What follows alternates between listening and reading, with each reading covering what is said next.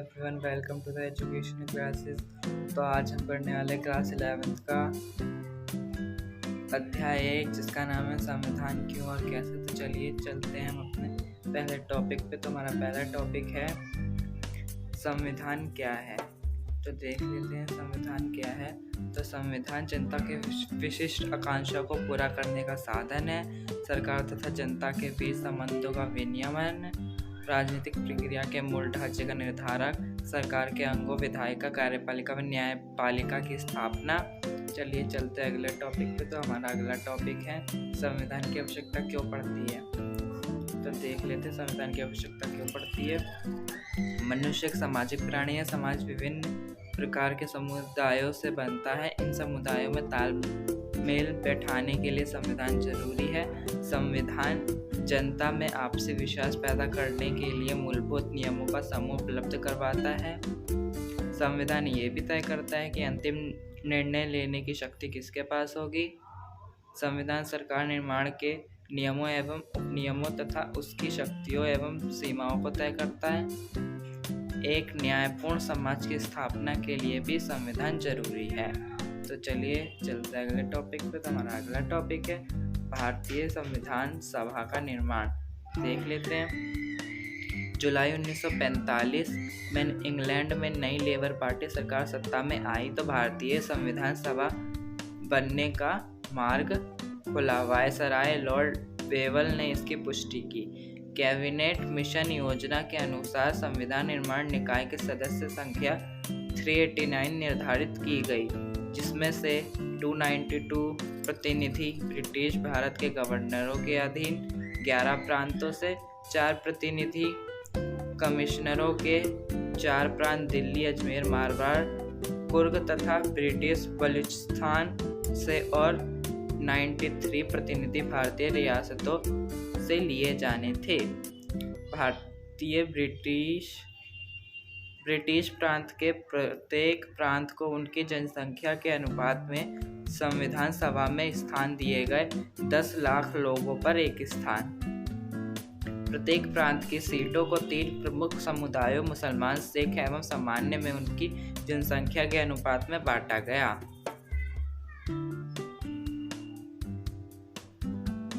3 जून 1947 Mountbatten योजना के अनुसार भारत पाकिस्तान विभाजन तय हुआ।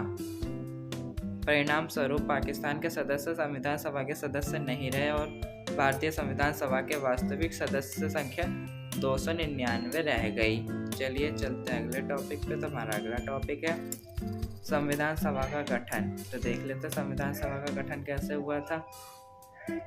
संविधान सभा का विधिवत उद्घाटन दिन सोमवार 9 दिसंबर 1946 को प्रातः 11 बजे हुआ। 9 दिसंबर 1946 को डॉक्टर सच्चिदानंद सिन्हा को संविधान सभा का अस्थायी अध्यक्ष नियुक्त किया गया तथा 11 दिसंबर 1946 को डॉक्टर राजेंद्र प्रसाद को संविधान सभा का स्थायी अध्यक्ष चुना गया। वहीं संविधान की प्रारूप समिति का अध्यक्ष डॉक्टर भीमराव अम्बेडकर को चुना गया। 13 दिसंबर 1946 को पंडित जवाहरलाल नेहरू ने संविधान का उद्देश्य प्रस्ताव प्रस्तुत किया। इसमें भारत के भावी प्रभुता संपन्न लोकतांत्रिक गणराज्य की रूपरेखा प्रस्तुत की गई। उद्देश्य प्रस्ताव को 22 जनवरी 1947 को संविधान सभा ने स्वीकार कर लिया। 26 नवंबर 1949 को अंगीकृत भारतीय संविधान में 395 अनुच्छेद, 22 भाग तथा 8 अनुसूचियां थी। वर्तमान में सूचियों की संख्या 8 से बढ़कर 12 हो गई है।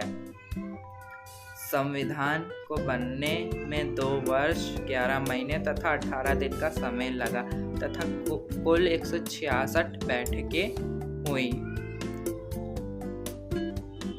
26 नवंबर 1949 को अंगीकृत भारतीय संविधान को 26 जनवरी 1950 को विधिवत रूप से लागू कर दिया गया। चलिए चलते हैं हम अगले टॉपिक पे। तो हमारा अगला टॉपिक है संविधान सभा की प्रकृति या स्वरूप, या एक तरह से हम कह सकते हैं सीमाएं। तो क्या थी।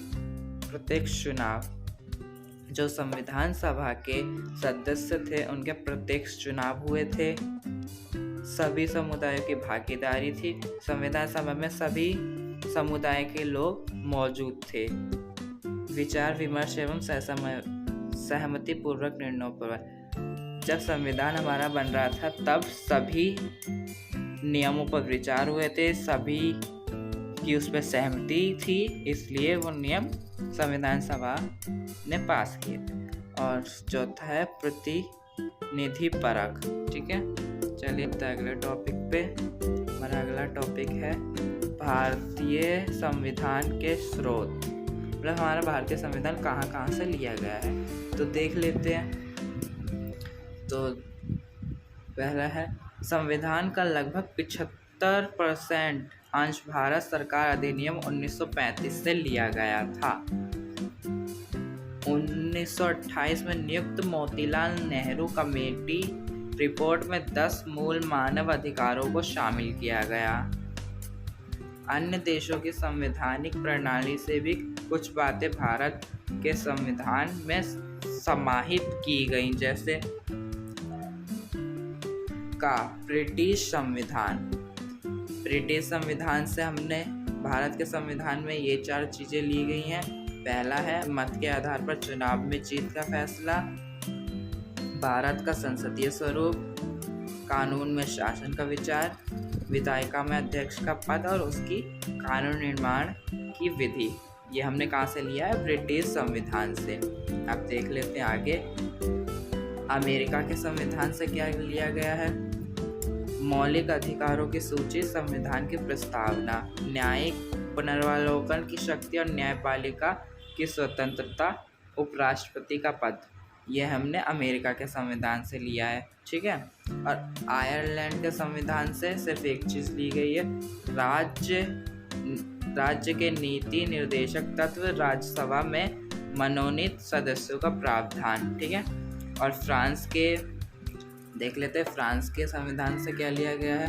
तो फ्रांस के संविधान से स्वतंत्रता, समानता और बंधुत्व का सिद्धांत लिया गया है। ठीक है, और कनाडा के संविधान से एक अर्ध संघात्मक सरकार का स्वरूप, सशक्त केंद्रीय सरकार वाले संघात्मक व्यवस्था ली गई है और अवशिष्ट शक्तियों का सिद्धांत लिया गया है। ठीक है, उसके बाद देखते हैं आगे।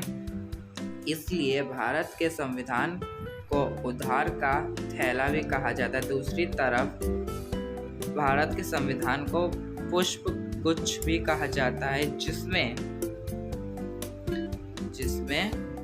विभिन्न देशों से लिए गए सिद्धांत रूपी पुष्प शामिल हैं।